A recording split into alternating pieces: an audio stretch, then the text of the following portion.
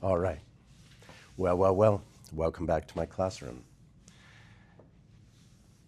My students are working on an assignment. The culmination is a presentation. And the topic is, well, the subject, as I told them from day one, really, in this course, they are the subject. They're pretty much the topic of all the assignments that we do. In other words, while we're reading about something, we always bring it back to ourselves, because that's what we do to make anything important, right? If it's not relevant to us, then why bother? That's why a lot of kids, a lot of people disconnect with whatever they're doing because they don't sense that it's relevant, important, of value to their lives. And I think therein lies the art of teaching. Certain math courses, if I'm not pursuing engineering or something where I'll actually use that information, that's a tough sell, right? In fact, I remember being in high school, and I already knew that I had a penchant for literature. I really didn't know what I was going to do with it, but I just enjoyed it. I enjoyed reading, thinking about it, that literature really was like a mirror to society, and I loved people watching. So it just all kind of flowed with me naturally. But being a GE, and I had to take math, and it was really kind of a dingy classroom. I remember the lighting. I think we were like kind of in the basement floors. And there was a small line of windows at the top of the room, just under the ceiling. It just kind of gave that dungeon vibe. And the course was, I believe, trigonometry. And I asked the teacher, I said, with all respect, why do I have to take this class? And he said, well, are you going to go into engineering? I'm like, no. And he said, what about this and that in architecture? And he named off all these different professions where trig, pre-calc is necessary to know. And each question, I was kind of feeling more emboldened with this, I got you, like I don't need this course. Until he ultimately said, Jonathan, do you plan on graduating and going to college? And I just stopped, and absolute clarity came to mind as to why this course suddenly was extremely important. And I smiled, I remember this, I smiled and I said, yes. And he said, well, there's your reason to be in this course and to do well in it. In other words, I don't know if you can see it, but there's attitude, perspective, and purpose on my board that have been there since day one. He helped me adjust my perspective, which changed my attitude about the class, right? And instead of, oh man, this stuff is so stupid, I don't need this. In my narrow-minded perspective, you're right? As it was a direct relation to a job, you're right, I didn't need it. But he helped me expand that perspective to realize it's useful in a different way that I just, in my closed-mindedness, hadn't seen, hadn't considered. And that absolutely changed my attitude. I remember studying for those exams. I remember doing my homework. I remember actually appreciating this math.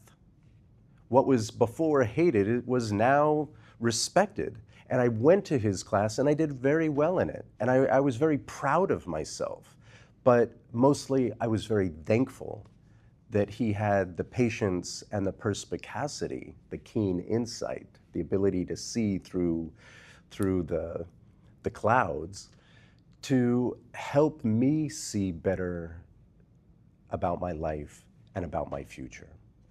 So this course, the one that I teach, in fact, all of them, but especially these college prep courses, my students are the subject, so most of the material, most of the assignments are about them to one degree or another. This presentation that's coming up, the prompt is, what is your gift? And I really have to explain this concept because otherwise we go to the knee-jerk reaction of what are you good at, right? What kind of hobbies do you have and what do you practice and what are you pretty good at? Like, I don't know how to play guitar. So in fact, I don't even know if I have a gift at playing guitar or not, meaning that special ability, that increased fluidity and ease with which something just naturally comes to you and you can perform, you can create, you can do at a level that might take others a lot more time and practice. So I want them first to understand it involves the manifestation of a hobby or an activity that puts a smile on your face. But that manifestation, that product that we see is not the gift in itself. It's the energy behind it. It's the impulse that directed in that kind of setting allows your real gift to thrive, to come to action, to come to fruition. And so I give, for example, well, I think I'm a decent example, actually. I'm a teacher. That's my title. Is my gift teaching? I wouldn't see it as that, and I wouldn't say it as that. I love my profession. I love that I have found my calling. But what I hope I achieve day in, day out, as, let's say it this way, as much as possible, because that's fair, right? Some days my lecture, my activity, my plan, just, we don't connect, or we don't hit as firmly as I'd like. But as often as possible, I hope that my gift as a communicator, as a motivator, as one who roots for the underdog, assuming nobody understands it and has the scope and measure and ability to encourage, to guide, to motivate, to instruct, to step by step show how and approach those solutions from different angles so that we all are smarter today than we were yesterday. I feel that is my gift. In part, the gift of oratory, being able to speak, being able to intertwine words and thoughts together, to incorporate anecdote and narrative, to lighten up the mood, to read the room and appreciate their energy and their goals and where they're coming from when they enter the room, and navigate all of that emotion, all of that headspace, all of those skills and practice and perspectives, narrow and wide, that have the potential of, preventing us from connecting, as well as ways in which we can foment or help blossom those connections. I believe that is in part my gift, and teaching is the setting where I excel. Case in point, how I teach, what I teach, if you put me in a different environment, a different teaching gig, I might not be as successful, right? And so for some of those out there who are considering being a teacher, remember that the setting, the school where you are considering teaching, it can either make or break you. You might have the gift of teaching, but that's just not the right set, or place, that's just not the right kind of group of people that really ignite and connect your circuitry of gift work, of magic, of excellence, that that allows you to truly thrive. So always be aware of that setting. In certain social settings where I'm kind of, I have the potential gift of speaking, of sharing, of connecting, and yet I am awkward as hell. Like it just, what happened to my gift? It's because I think the context or setting is so clutch, so key to where and how, right, we can not only access but allow our gift to just shine and grow and potentially connect, or whatever your skill is, right? Whatever your environment is, maybe as a soccer player to score a goal, right? To command the players on the field. You're great in that environment. And so the trick, I think, is to look at what it's not me teaching, it's not the soccer player kicking the ball, dribbling. It's what lies behind that is truly your gift. And then I ask my students as part of their presentation to then extrapolate, right? Looking at kind of the connecting dots and with a decent amount of guesswork and plausibility, being that those qualities comprise your gift, what would you be good at in terms of like a profession, a career, right? What kind of environments will best suit you and enable you to absolutely excel, right? But with a smile on your face, because you're doing what you do best. And when we're in that kind of zone, of course we smile, of course we're happy. We look forward to getting back to that environment, right? So imagine that that environment is your job and you enjoy it. I remember years ago, I either came across this, I must have come across this, but it was 75% of the workers in the United States are not happy. They, just for one reason or another, right? They kind of settled. They, I think, never had an assignment in class where they were somewhat forced to think about what is your gift, what are you good at, right? It's not what do you want to do, what's your passion, it's what inspires you, and putting that inspiration, those qualities in a certain venue, a certain setting or context. God, you're going to thrive, man. You're going to be so happy doing that, because that's a natural gift of yours. That's a natural ability or tendency of yours. And you get a paycheck. You get paid for doing this kind of thing. So 25%, I am of the 25% that enjoys what he does. I think that's a miserable percentage.